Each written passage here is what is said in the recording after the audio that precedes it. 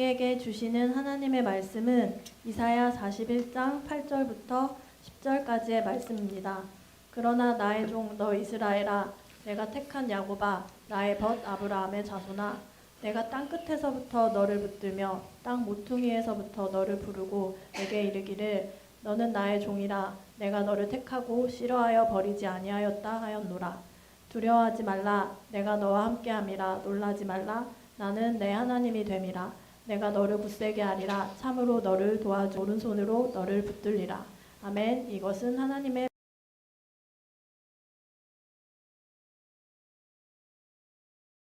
이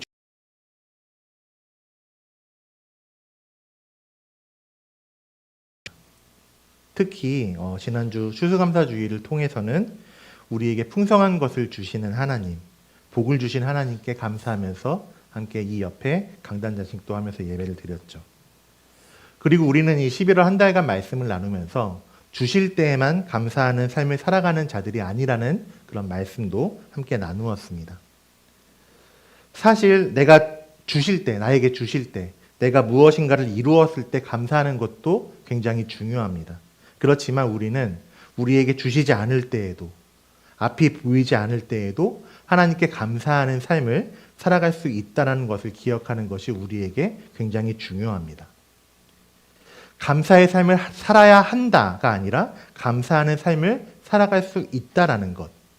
이것은 내가 그럼에도 불구하고 나에게 주시지 않을 때에도 내 기도가 응답되지 않은 순간이라 할지라도 심지어는 나에게 어떤 큰 고난과 어려움이 닥치는 순간에도 우리가 감사하는 삶을 살아갈 수 있다는 것이고, 이것은 내가 결단해서 감사하는 삶을 살아가야 한다. 혹은 우리의 의지를 가지고 감사하지 않음에도 불구하고 억지로 감사하는 삶을 살아가라는 이야기가 아닙니다. 내가 그렇게 선택했기 때문에, 내가 감사의 삶을 살아가겠다 선택했기 때문에 나의 의지로 그렇게 살아가는 것이 아니라 우리가 그렇게 살아갈 수 있도록 감사의 삶을 살아갈 수 있는 믿음을 주시는 분이 우리에게 있기 때문에 우리에게 감사의 삶이 가능하다는 것입니다. 그분이 바로 나의 아버지, 나의 창조주이신 하나님이시죠. 우리의 감사의 고백들, 우리가 감사합니다라고 고백할 수 있는 것은 바로 하나님이 계시기 때문에 가능하다고 우리가 말씀을 통해 계속 나누고 있습니다. 물론 우리들에게 어려운 일들, 고난이 닥치지 않기를 우리는 기도하고 간구합니다. 그리고 우리에게 안타깝지만 그런 고난과 어려움이 닥치게 된다면 어렵고 힘들어 할 겁니다. 저도 마찬가지입니다. 저도 가능하면은 어떤 환난과 고난이라고 표현할 수 있을 만한 그런 어려움들이 내 삶에 일어나지 않기를 바라고 있고, 저도 여전히 그 어려움들이 닥치는 것이 싫고 두렵습니다. 저뿐만이 아니라 아마 모두 그러실 것 같습니다. 우리 삶의 희노애락 중에 희와 락만 있었으면, 기쁨과 즐거움만 가득했으면 좋겠다라는 것이 우리의 바람입니다. 그렇지만 우리가 고난과 어려움들, 슬픔을 두려워하고 겪기 싫다 하고 할지라도 그 마음을 잘못됐다고 할 수는 없습니다. 그것을 믿음이 없다라고 이야기할 수는 없습니다. 왜냐하면 예수님 역시도 그 어려움과 고난 앞에서 두려워하셨고 이것을 피하고 싶어 하셨기 때문입니다.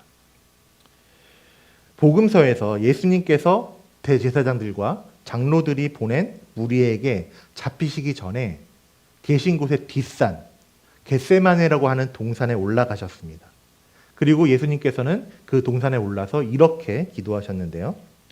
내 아버지여, 만일 할만하시거든 이 잔을 내게서 지나가게 하옵소서. 이렇게 말씀하셨습니다. 예수님께서 말씀하시는 이 잔을 내게서 옮겨가게 하시옵소서라의 이 말씀의 이 잔은 자기에게 닥칠 고난과 죽음, 하나님께서 계획하신 그 일들을 의미합니다. 그리고 그 일은 바로 예수님에게 하나님께서 사명을 주신 것, 사람들의 죄를 대속하시고 세상을 구원하시려는 그 구원의 계획이 예수님에게 주신 사명이었습니다.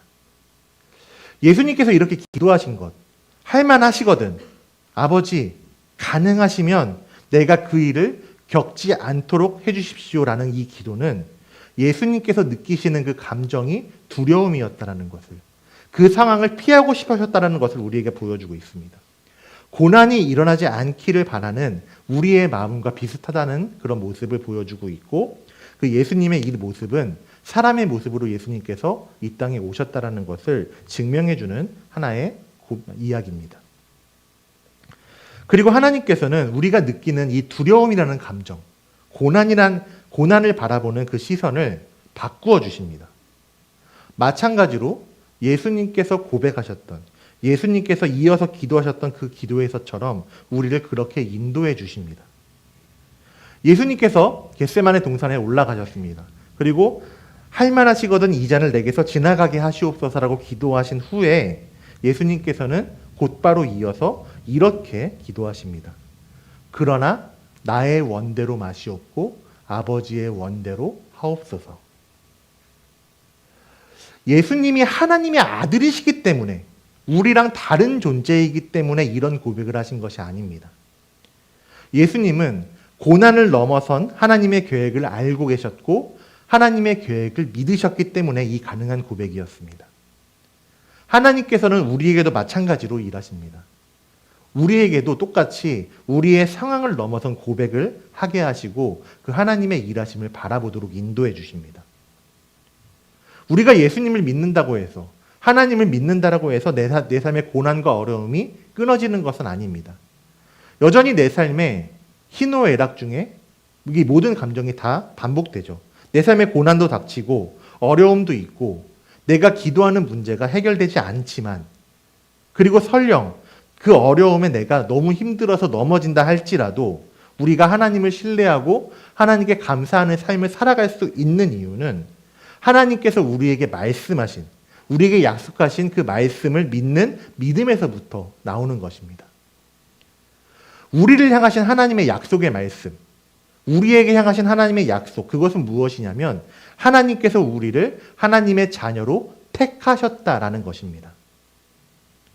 하나님께서 부르시고 택하신 것, 창세기 12장에서 아브라함을 택하시고 부르시는 장면이 기록되어 있죠. 자, 그런데 우리가 한번 생각을 해보길 소망합니다. 하나님께서 아브라함을 택하시고 부르셨을 때 아브라함이 어떤 착한 일을 해서, 아니면 재물을 많이 들여서, 아니면 어떤 선한 일을 했기 때문에 하나님께서 택하신 것이 절대 아니었습니다. 그렇다고 아브라함의 집안이 믿음의 집안이었기 때문에 부르신 것도 아니었습니다. 오히려 아브라함의 집안은 여호수아 24장에 따르면 이 아브라함의 아버지인 데라가 갈대아 우르에서 살면서 그 갈대아 우르에서 우상을 숭배하는 사람이었다라고 기록하고 있습니다. 아브라함의 집안은 하나님 보시기에 오히려 죄를 범한 집안이었습니다. 그런데 하나님께서는 그런 아브라함에게 내가 너로 큰 민족을 이루고 내게 복을 주어 내 이름을 창대하게 하리니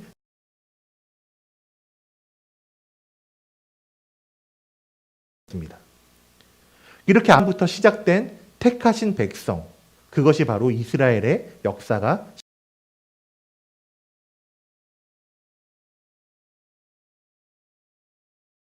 그 택하신 백성이라는 이스라엘의 모습을 보면은 속된 말로 가관이죠. 하나님의 은혜를 경험했음에도 불구하고 조그만 어려움만 닥치면 하나님을 원망합니다. 하나님 아닌 우상을 숭배하는 죄를 범하고 하나님과 우상을 동시에 믿는 그런 이중적인 모습도 보여줍니다. 그러면서 스스로의 힘으로 혹은 자기들이 생각하는 방법으로 그 어려움을 해결하려고도 합니다. 우상을 만들어서 숭배하는 것. 여호수아 말씀에 가나안 땅을 정탐한 후에 10명의 정탐꾼이 이야기한 것을 가지고 그 인간적인 생각으로 우리는 그 땅에 들어가지 못할 것이다 라고 여기면서 하나님 약속을 믿지 못하면서 모세와 아론을 원망하고 심지어 새로운 지휘관을 세워서 애굽으로 돌아가고자 하는 그런 행동들, 또 시간이 흘러서 사사시대에 그 이스라엘에 반복되는 죄악의 모습들, 이런 모습들이 바로 이스라엘의 패역한 모습입니다. 그렇게 이스라엘은 하나님의 은혜를 간접적으로도 다 경험했음에도 불구하고 하나님을 온전히 신뢰하지 못하는 모습을 보여주고 있습니다. 결국에 이스라엘의 이런 모습은 하나님께 돌아오기를 거부하는 그 이스라엘, 하나님께서 그 이스라엘을 보시면서 올바르지 않은 완악한 모습을 보이는 이스라엘에 대한 심판을 말씀을 하십니다. 이스라엘에 대한 심판이 기록된 말씀이 바로 이사야서, 우리가 오늘 보았던 이사야서의 전반부에 기록되어 있는 말씀입니다. 하나님은 이사야에게 말씀하셨습니다. 말씀하시면서 그것을 통해서 이스라엘 사람들의 완악함을 보여주고 있습니다. 이사야서가 기록된 시기, 하나님께서 말씀하신 시기는 남유다가 멸망하기 직전의 이야기입니다. 이때 이사야 9장 10절에서는 이 이스라엘의 완악한 모습을 우리에게 적나라하게 보여주고 있습니다. 이스라엘 사람들이 이렇게 여깁니다. 벽돌이 무너졌으나 우리는 다듬은 돌로 쌓고 뽕나무들이 찍혔으나 우리는 백향목으로 그것을 대신하리라 하는도다. 이 모습을 조금 현대적인 언어, 메시지 성경에서는 이렇게 이야기합니다. 이스라엘 사람들이 이야기합니다. 뭐 상황이 그렇게 나쁜 건 아니야. 우리는 뭐든지 우리 힘으로 대처할 수가 있어. 만일 건물이 무너지면 우리가 더 좋고 크게 지으면 되고 나무들이 쓰러지면 다시 더 좋은 나무를 심으면 돼. 이렇게 이야기했다라는 겁니다. 벽돌이 무너지고 나무가 찍혀 쓰러지고 이런 것들은 하나님께서 하시는 심판의 경고의 메시지입니다. 이 경고의 메시지인데 사람들은 이미 그들의 마음이 완악해졌기 때문에, 그들의 마음이 죄로 물들었기 때문에 이와 같은 하나님의 경고의 메시지를 간과합니다. 하나님의 경고를 알아채지도 못하고 자기들의 힘으로 스스로 살아갈 수 있을 것이라고 생각을 합니다. 이게 이스라엘의 후반부, 남유다가 멸망하기 직전의 이야기라고 말씀드렸죠. 근데 어떤 모습, 우리가 잘 알고 있는 모습과 너무나 비슷합니다. 창세기 11장에 기록된 그 말씀, 하나님의 말씀을 어기고 자기들의 이름, 자기들의 명성을 스스로 내기를 원했던 그 바벨탑을 쌓던 사람들의 모습과 똑같다는 것을 우리에게 보여주고 있는 것이죠. 바벨탑을 쌓는 사람들 역시 하나님 없이 스스로 할 수 있을 것이라 생각했습니다. 이사야 9장에서 이야기하는 이 사람들도 하나님이 심판의 메시지, 경고를 하심에도 불구하고 우리가 우리 힘으로 다시 집을 세울 수 있고 나무를 심을 수 있다라고 생각을 합니다. 그 완악한 모습이 옛날부터 지금까지, 창세기에서부터 이사야서에 이르기까지 똑같다는 것을 우리에게 보여주고 있습니다. 결국 이스라엘의 완악함 때문에 하나님께서는 이스라엘을 이렇게 멸망시키실 것이라고 말씀합니다.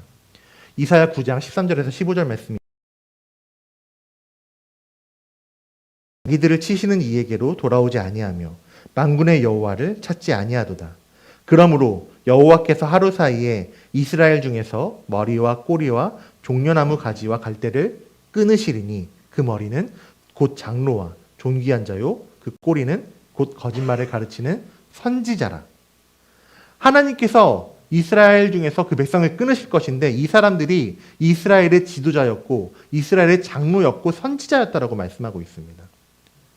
하나님께서는 이사야를 통해서 하나님께 돌아오지 않고 하나님을 찾지 않는 사람들, 이 이스라엘을 끊어버리시겠다라고 말씀하셨습니다. 그리고 하나님의 이 말씀대로 이스라엘은 아수르와 바벨론, 이방 나라에 의해서 멸망하고 말았습니다. 물론 하나님께서 아수르나 바벨론을 들어서 이스라엘을 멸망시키셨다 할지라도 이 아수르와 바벨론이 선하기 때문에 하나님께서 이 나라들을 쓰신 것이 아닙니다. 이사야 10장에서는 아수르에 대해서 하나님의 도구다, 하나님의 진노의 막대기다 라고 말씀하고 있고, 이어지는 24절 27절에서는 하나님께서 아수르에게 채찍을 들어 그들을 치실 것이다, 주님께서 아수르를 멸망시키실 것이다 라고 말씀하고 있고, 이어지는 이사야서의 말씀에서도 다른 이방 나라들에 대한 경고와 더불어서 그 이방 나라에 대한 멸망이 선포되고 있습니다. 왜냐하면 그들 역시도 하나님 보시기에 선하지 않은 사람들, 죄악을 범하는 사람들이었기 때문입니다. 그만큼 이사야서의 전반부 39장까지의 말씀은 그 하나님이 택하신 백성이라고 이야기하는 이스라엘을 포함한 온 열방의 사람들의 패역함, 죄악이 얼마나 큰지를 우리에게 보여주고, 그리고 하나님께 돌아오기를 거부하는 사람들에 대한 심판의 메시지가 선포되어지는 것이 이사야서의 전반부의 말씀입니다. 그런데 이사야 40장부터는 이런 이사야서의 분위기가 바뀌게 됩니다. 하나님께서는 앞부분에서 이사야에게 이 열방에 대한 심판을 말씀을 하셨습니다. 그런데 이어서 40장부터는 이사야를 통해서 희망의 메시지, 회복의 메시지를 선포하게 하십니다. 우리는 이런 하나님의 말씀을 통해서 한 가지를 발견하게 되는데 그것은 무엇이냐면 심판마저도 하나님의 우리를 향하신 계획이다라는 것을 발견할 수가 있습니다. 심판하는 것이 하나님의 계획이다. 이거를 좀 잘 이해하기 위해서는 부모님이랑 자녀의 관계를 좀 비유로 해보면은 좀 이해하기가 쉬울 것 같습니다. 제가 요새 하다미를 혼내는 시간이 굉장히 많아졌습니다. 하다미가 좋지 않은 버릇을 한다거나 예의 없는 행동을 하면은 좀 따끔하게 혼을 내고 있습니다. 그 빈도가 굉장히 많아졌어요. 제가 하다미를 그렇게 혼내지만 제가 하다미가 미워서 제 아이가 미워서 아이를 혼내는 것이 아니죠. 하다미가 올바로 성장하도록 나쁜 버릇이나 나쁜 행동을 하지 않도록 바로잡아주기 위해서 훈육하는 겁니다. 물론 저도 사람이다 보니까는 가끔 감정이 올라와서 저희 아내한테 좀 미안하기는 하지만 제가 아이를 혼내는 목적은 아이를 훈육하기 위함입니다. 저희뿐만이 아니라 여기 계신 모든 부모님들 다 그러실 겁니다. 내 아이가 잘못한 일이 있을 때 그거를 괜찮아 하면서 그냥 방치하는 것은 방임이죠. 저는 방임을 또 다른 형태의 학대라고 생각을 합니다. 그런 것처럼 아이가 잘못된 행동을 했을 때 부모님이 벌을 주고 혼내는 이유 그 한 가지는 다른 목적이 아니라 자녀를 바로 잡아주기 위함입니다.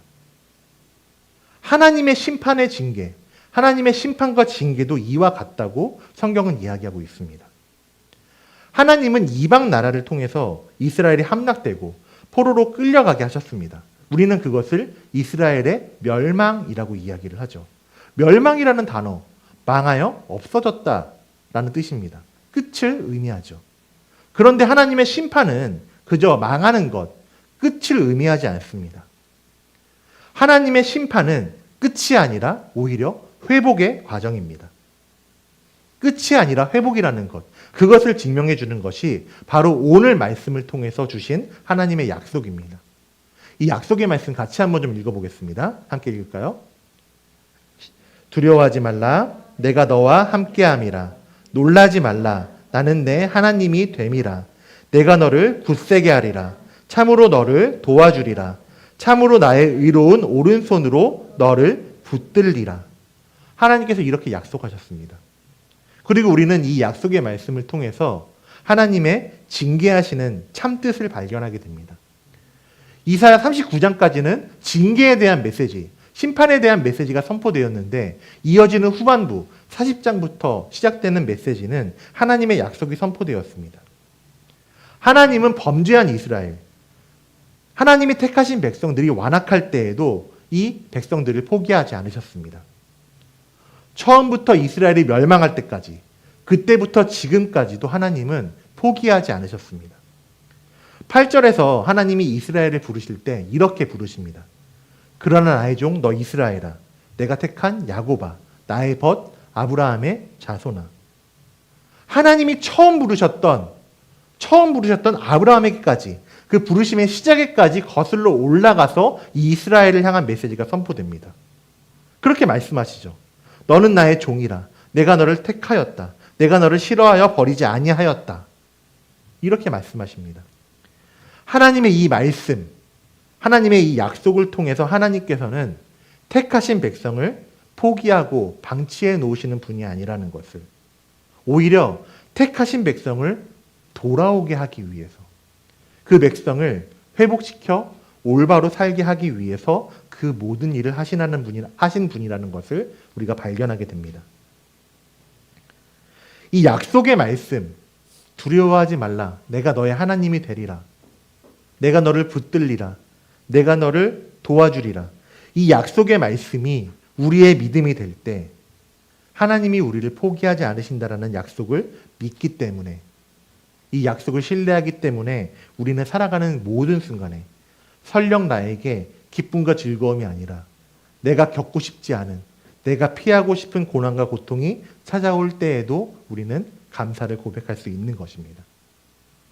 하나님의 이 약속이 있기 때문에 우리는 주실 때에만 감사하는 것이 아니라 내가 가지고 싶은 것을 가졌을 때에만 감사를 드리는 것이 아니라 삶에서 계속해서 하나님께 감사하는 삶을 살아가는 그리스도인으로 살아갈 수 있는 것입니다. 이사야 41장 10절의 말씀, 내가 너와 함께한다. 나는 너의 하나님이라. 너를 굳세게 하며 너를 도와주며 나의 오른손으로 너를 붙들어 줄 것이다 라고 하신 하나님의 이 약속은 우리들에게 감사의 고백들, 감사의 찬양이 끊어지지 않게 우리를 인도해 주시고 있습니다. 하나님께서는 아브라함을 택하시고 부르셨던 것처럼 아브라함에게 하신 것처럼 우리에게 찾아오셨습니다. 그리고 자격이 없는 우리를 택하셔서 그 자격 없는 우리를 죄로 인해서 눈이 가려져 있는 우리에게 하나님을 발견하도록 인도해 주십니다. 우리가 하나님의 은혜로, 하나님의 구원의 은혜로 이런 하나님을 발견하게 됨으로써 우리의 삶에서는 감사가 끊어지지 않게 되는 것입니다. 하나님으로 인해서 감사가 시작되었고, 그래서 주시지 않을 때에도 감사할 수 있고, 주실 때에도 감사할 수 있고, 더 나아가서 삶의 모든 순간에 감사가 끊어지지 않게 된다는 것입니다. 왜냐하면 그 모든 것이 하나님의 은혜라는 것을 우리에게 깨닫게 하시기 때문입니다. 우리가 그 사실을, 모든 것이 하나님의 은혜다라는 사실을 깨닫게 될 때에 비로소 우리에게도 주실 때에도 감사, 주시지 않을 때에도 감사라는 고백이 나올 수 있는 것이고, 모든 상황 속에서, 모든 상황 가운데 감사할 수 있는, 심지어는 고통과 고난까지도 선하게 사용하실 하나님이시라는 그런 감사의 고백, 믿음의 고백을 하는 삶을 살아갈 수 있게 되는 것입니다. 하나님께서 아브라함을 택하여 부르신 것처럼 우리들 역시도 택하신 백성으로 우리 한 사람 한 사람을 부르셨습니다. 그동안 죄의 노예로 살아가던 우리들에게 예수 그리스도를 보내주셨습니다. 그리고 예수 그리스도를 통해서 십자가의 대속의 은혜로 내가 가지고 있는 죄, 내가 어떻게 할 수 없는 그 죄를 씻어내셨습니다. 하나님은 그렇게 우리의 죄를 해결해 내심으로써 우리를 택하셨습니다. 하나님이 택하신 백성이 우리라는 것, 하나님의 택하신 백성이 나라는 것을 하나님이 깨닫게 하시기 때문에, 그리고 그 하나님이 우리에게 말씀하시고 약속하신 그대로 날 굳세게 하시고 날 도와주시고 날 붙들어 주시기 때문에, 우리와 함께 하시기 때문에 우리는 어떤 상황에서도 하나님께 감사하는 삶, 감사의 고백을 드릴 수 있게 되는 것입니다. 그러면 대체 왜 하나님은 이 약속의 말씀, 이사야 41장 10절의 그 약속을 우리에게 하셨을까요? 하나님께서 이렇게 말씀하신 것은 우리를 향한 하나님의 보증입니다. 하나님이 택하신 우리를 포기하지 않을 것이라는 보증, 끝까지 도와주실 것이고 끝까지 붙들어 주실 것이라는 것을, 그리고 그렇게 하나님께서 우리를 끝까지 붙들어 주시고 도와주심으로써 우리가 흔들리지 않도록 굳세게 하실 것이라는 약속을 우리가 믿고 나아가는 것입니다. 하나님께서 우리를 붙들어 주시기 때문에 내 의지가 아니라, 내 결단이 아니라 하나님께서 우리를 붙들어 주시기 때문에 우리는 눈앞에 보이는 어떤 상황에서도 흔들리지 않고 끊이지 않고 감사할 수 있는 삶을 살아갈 수 있는 것입니다. 설령 내 눈앞에 보이는 일들이, 내가 처한 상황이 그렇지 않다고 할지라도, 절망과 고통과 고난뿐이라 할지라도 우리는 하나님의 이 약속이 있기 때문에, 내가 너를 붙들리라, 내가 너를 굳세게 하리라라는 그 약속이 있기 때문에 우리는 두려워하지 않고 놀라지 않고 담대하게 살아갈 수 있는 것입니다. 그리고 이 약속은 절대 변하지 않습니다. 민수기 23장 19절에서는 하나님의 속성에 대해서 이렇게 이야기하고 있습니다. 하나님은 사람이 아니시니 거짓말을 하지 않으시고 인생이 아니시니 후회가 없으시도다. 어찌 그 말씀하신 바를 행하지 않으시며 하신 말씀을 실행하지 않으시랴. 하나님은 거짓말을 하지 않으십니다. 후회가 없으십니다. 하나님이 약속하신 그 약속을 반드시 지키신다라고 말씀하고 있습니다. 하나님의 약속은 절대로 철회되지가 않습니다. 우리 하나님은 이 말씀처럼 약속을 지키시는 분이십니다. 이 사실을 기억하면서 이 하나님이 우리에게 주신 그 약속의 말씀을 붙들고 나아가시는 우리 예수소망교회 모든 성도님들 되시기를 주님의 이름으로 축원드립니다. 나와 함께 하신다. 나를 굳세게 하신다. 나를 도와주시고 나를 붙들어 주신다. 전능하신 그 하나님이 나의 하나님이 되신다라는 것을, 나의 아버지가 되신다라는 것을 기억하면서 이 놀라운 약속을 힘입어서 오늘 설교의 그 제목처럼 우리가 11월에 나눴던 그 말씀처럼 감사가 끊이지 않는 그리스도인의 삶을 살아가시기를 축원드립니다. 그리고 그런 우리가, 감사의 고백이 끊이지 않는 우리가 모여서 함께 합력하여서 하나님을 찬양하고 하나님을 고백하고 하나님께 감사하며 살아갈 수 있는 우리 교회, 예수소망교회가 되기를 우리 주님의 이름으로 축복하고 소망합니다. 함께 우리 찬양으로 결단하고 고백하며 나아가겠습니다. 오늘 말씀 하나님의 약속을 기억하면서 우리가 어떤 상황에서든지 하나님께 찬양하고 하나님께 감사하는 삶을 살게 하여 주시옵소서. 우리 모든 상황 속에서 찬양으로 고백하며 결단하겠습니다.